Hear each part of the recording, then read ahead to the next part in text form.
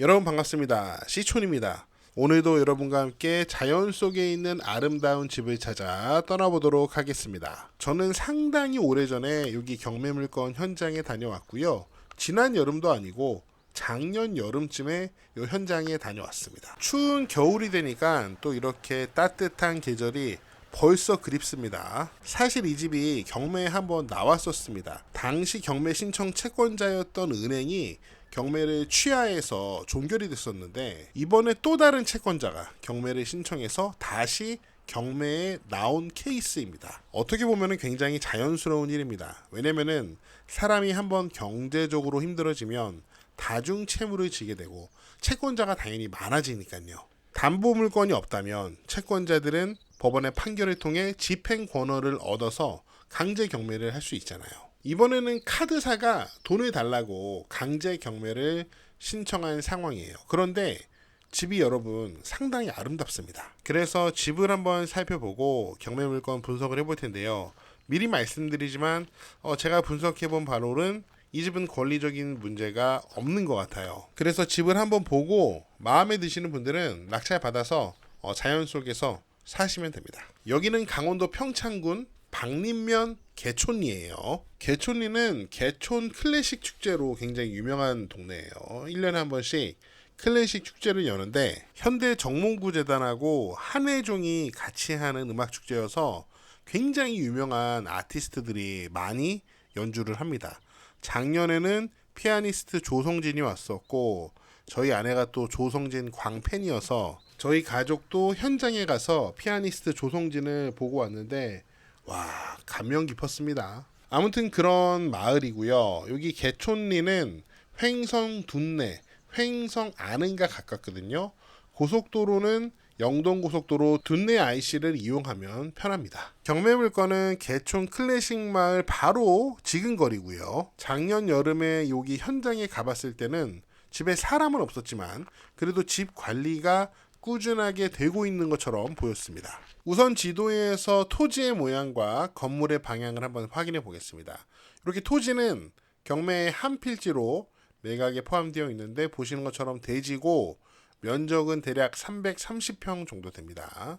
집이 여기 앉아 있는데 집이 바라보는 방향은 동향이네요. 아침에 해가 뜨는 모습을 아주 선명하게 볼 수 있는 동향집입니다. 동양집이지만 요 남쪽이 지대가 더 낮기 때문에 남쪽에서 들어오는 해는 많이 가리지 않을 것 같아요. 다만 요 서쪽이 지대가 높습니다. 그렇기 때문에 해는 좀 일찍 지겠죠. 이렇게 산 속으로 들어가 있는 여기 등고선을 보시면은 이쪽이 능선, 이쪽은 계곡이죠. 이런 계곡은 일조 시간이 짧습니다. 이게 같은 동네라도 이렇게 계곡 속에 있는 집이랑 요 밑에 동서로 넓은 평야지대에 있는 집은 겨울에 체감하는 온도 차이가 상당히 큽니다. 강원도의 집 알아보시는 분들은 이 점을 참고하시고요.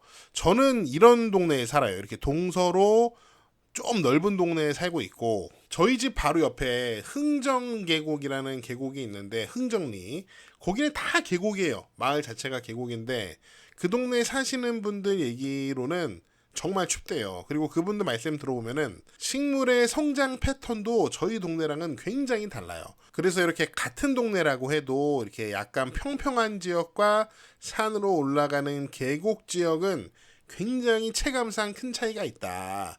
요거 좀 유념하시고요. 그리고 경매 물건은 이렇게 이런 길로 1차선 포장도로로 올라가야 됩니다. 여름에는 전혀 문제가 없지만 겨울에는 사륜구동에 스노우 타이어 아니면은 올라가기 힘들 거예요. 차라리 눈이 있을 때는 괜찮은데 눈이 녹아서 저녁에 빙판이 되면은 웬만해서는 올라갈 수 없고 저 밑에다가 차 세워놓고 걸어서 올라가야 됩니다. 제가 사는 강원도 평창에는 집을 너무 높은 곳에 지어서 겨울에 눈이 너무 많이 왔을 때 밑에다가 차 세워놓고 집까지 걸어서 다니는 분들 많이 봤습니다. 겨울에 진짜 그럴 때는 너무 살기 불편한 것 같아요. 오늘 살펴보고 있는 이 경매 물건도 제가 올라가다가 저 밑에서 카메라로 줌을 당겨서 찍어 본 거예요. 올려다 보고 있거든요. 여름에는 멋지지만 겨울에는 진짜 만만치 않겠다라는 생각이 드는 그런 지형의 집이 앉아 있어요. 이게 단점일 수도 있지만 또 뒤집어서 생각해 보면 장점이 될 수도 있어요. 깊은 산 속에 집이 있잖아요. 그러니까 나는 진짜 자연 속에서 나만의 삶, 난 조용한 삶을 한번 살아보고 싶다. 이 산에서 이 산도 내가 막 마음껏 다니고 산나물도 캐고 산삼도 찾으러 다니고 나는 산속에서 한번 살아보고 싶다. 그런 마음이 있는 분들에게는 또 굉장히 좋은 선택이 될 수도 있습니다. 사람은 찾을 수 없었지만 이렇게 관리된 상태는 좋아 보였습니다. 이 앞에 철쭉도 잘 심어놨고 조경수며 둘러싸고 있는 숲의 모습도 굉장히 조화로워 보였고 지저분해 보이지 않았어요. 굉장히 단정하죠. 분명히 집은 연식이 있어 보였지만 이런 마당이며 이런 작은 화분들 그리고 꽃을 심어 놓은 모습이 분명히 왔다 갔다 하면서 집을 관리를 하고 있구나 라는 느낌을 받을 수 있었습니다. 관정이 보였고요. 현관은 초록색 문. 집의 상태는 상당히 좋지는 않지만 그렇다고 해서 막 폐가 수준의 집은 아니었습니다. 분명히 요거는 관리하면은 더 나은 상태로 보이게 만들 수 있을 것 같아요. 여기 벌집을 뗀 흔적도 보이고요. 분명히 관리를 하고 있는 집입니다. 바로 옆에 집이 하나 있는데 깔끔한데 제가 방문했을 때는 이 집도 빈집으로 있는 집 같았어요. 아마도 세컨하우스가 아닐까 하는 생각이 들었고요. 경매물건을 뒤에서 바라본 모습이고 지붕은 아스팔트 싱글로 지붕 상태 나쁘지 않았습니다. 여기 보니까 딱따구리가 구멍을 판 흔적이 있더라고요. 여러분 시골에 딱따구리 있습니다. 저희 집도 몇 년 전에 누가 밖에서 망치는 아니고 막 정으로 집을 때리는 것 같은 거예요. 제가 나가보니까 딱따구리가 막 집을 부리로 막 쪼고 있더라고요. 이 집은 2009년에 지은 목조주택인데 지금 외부 마감까지 다 나무 목재 사이딩으로 해놔서 사실 이 집은 관리가 쉬운 집은 아닙니다. 그리고 이 부분이 지금 2층이잖아요. 그러다 보니까 요 윗부분까지 관리를 하기 위해서는 사다리를 세워서 사다리 타고 관리를 해야 되는데 만만치 않아요. 관리가 쉽지 않습니다. 확실히 주택의 외부 마감은 좀 관리가 필요하지 않은 자재로 하는 게 저는 좋은 것 같습니다. 하지만 또 이게 이런 시골에 사는 낭만이라고 생각하시는 분들에게는 단점이 되지 않을 수도 있겠죠. 집안에 이렇게 벽난로가 설치되어 있는 것 같고요. 또 이런 자연의 낭만을 즐기실 분들에게는 또 벽난로, 불멍은 또 필수죠. 저도 불멍 참 좋아합니다. 정화조도 보이고요. 집 뒤에 이렇게 배수관도 크진 않지만 잘 설치가 되어 있었습니다. 집 앞으로 동쪽으로 내려다 보이는 전망 아름답고요. 마당의 모습도 비교적 깔끔하게 정리가 되어 있는 편입니다. 제가 봤을 때는 시골 자연에 들어가서 나 혼자 산다 그거 하실 분들에게는 거의 모든 게 준비가 된 집처럼 보이지 않나 하는 생각이 들어요. 경매 개요 살펴보도록 하겠습니다. 사건 번호 확인하시고요. 이 집이 감정가가 2억 2,500만 원 정도 됐습니다. 하지만 한 번 유찰됐고 현재 최저가는 1억 5천만 원 정도 됩니다. 한 번 더 유찰되면 1억 정도 되고요. 현재 토지하고 건물이 일괄로 매각되고 있는 강제 경매입니다.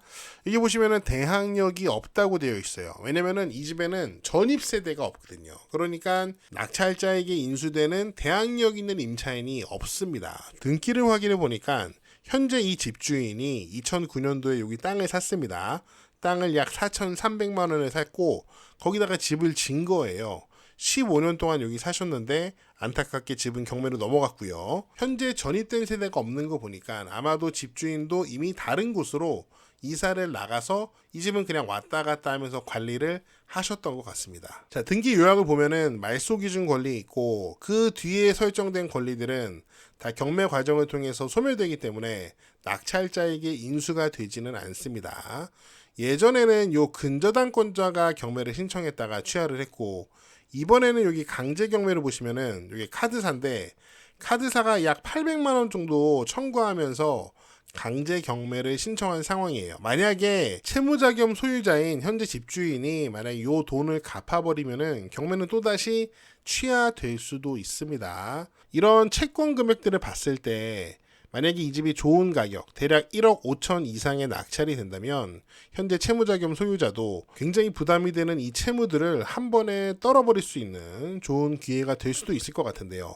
문제는 과연 이번에 유찰되지 않고 이 집이 낙찰이 되겠느냐, 거기에 달려 있는 것 같습니다. 만약에 한 번 더 유찰된다면은 최저가가 1억 다가 되고 지금 근저당권하고 나머지 가압류를 봤을 때 이 카드사가 과연 경매를 통해서 배당을 받을 수 있을지도 미지수가 되기 때문에 그때는 경매 자체가 무잉여로 취소될 가능성도 배제할 수는 없어요. 카드사도 돈 받기 참 어렵네요. 만약에 이 집이 마음에 드신다면 반드시 확인해야 되는 게 하나 있는데요. 바로 도로입니다. 미쓰고 부동산에서 국공유지 필터를 눌러보면은 이 경매물건으로 진입하는 현황 도로가 국유지가 아닙니다. 자, 요 땅을 눌러보면은 이 땅은 이렇게 종중 땅이라고 되어 있습니다. 좀 종중의 은혜를 입어서 마을길이 개설이 됐고요. 그 다음에 요 앞에 이어지는 요 도로가 있는데 이 도로 같은 경우에는 공유인 수가 3명인 사도입니다. 사도. 실거래 신고를 보면은 현재 이 공유인 3명이 가지고 있는 이 도로의 소유권 변동일이 2021년 10월 21일입니다. 여기 보시면은 2021년 10월 달에 요 땅은 3억 6천에 거래가 됐고요. 2,400평. 그 다음에 같은 날 요 앞에 있는 땅 690평이 9,100만 원 정도의 거래가 된 것을 확인할 수 있습니다. 날짜가 같은 거 보니까 이 땅 사는 사람이랑 요 땅 사는 사람이랑 같은 사람인 것 같아요. 그리고 같은 날에 이 도로의 소유권 이동이 있었던 것 같습니다. 그리고 요 뒤에 있는 땅은 2022년 6월 달에 320평 정도가 5천만 원에 실거래 신고가 되어 있습니다. 그런데 여기 5천만 원짜리 땅을 산 분은 이 토지 지분을 인수를 안 한 것 같아요. 왜냐면은 만약에 이분이 토지 지분을 인수를 했다면, 이 도로 지분을 인수를 했다면은 여기 소유권 이전된 날이 2021년이 아니고 2022년 6월로 찍혔을 겁니다. 그러니까 이 땅을 사신 분은 이 도로 지분의 인수 없이 이 땅을 사용할 수 있는 어떤 그런 계약을 하신 것 같아요. 혹은 만약에 현재 이 현황 도로가 지자체에서 포장을 했다면, 개인이 포장을 한 게 아니고 지자체에서 이제 그 세금으로 포장을 했다면은 이 땅을 구매한 사람은 충분히 이 도로를 사용할 수 있는 근거가 있잖아요. 그래서 이 도로 지분을 매수하지 않았을 수도 있겠습니다. 자세한 것은 사실 이 동네 개촌리 이장님한테 물어보는 게 제일 정확해요. 제가 검색을 해보니까 여기 개촌리는 개촌 6리까지 있습니다. 1, 2부터 6리까지 있는데 경매물건 여기 있고 개촌 6리 마을회관이 굉장히 가깝죠. 아마도 여기는 개촌 6리일 것 같습니다. 개촌 클래식 공원 있는 그 동네예요. 그리고 또 제가 확인해 보니까 여기 땅을 3억 6천, 9천만 원 주고 산 분은 부산에 사는 분이 이 땅을 샀더라고요. 또 이 5천만 원짜리 땅은 경기도 안양에 사시는 분이 이 땅을 샀어요. 아마도 뭐 집을 지으려고 산 것 같습니다. 언제가 될진 모르겠지만 아마 집이 몇 개 더 지어질 것 같아요. 그러면은 완전 나 혼자 산다 분위기는 아닐 것 같고요. 전원주택 작은 단지가 조성될 가능성, 그런 미래도 있다라는 것도 염두하고 입찰을 해야 될 것 같아요. 네, 제가 준비한 내용은 여기까지고요. 여러분 어떻게 보셨는지 여러분의 다양한 의견을 댓글로 남겨주세요. 저는 다음 영상에서 더 재미있고 유익한 내용으로 돌아오겠습니다. 여러분, 시촌어게인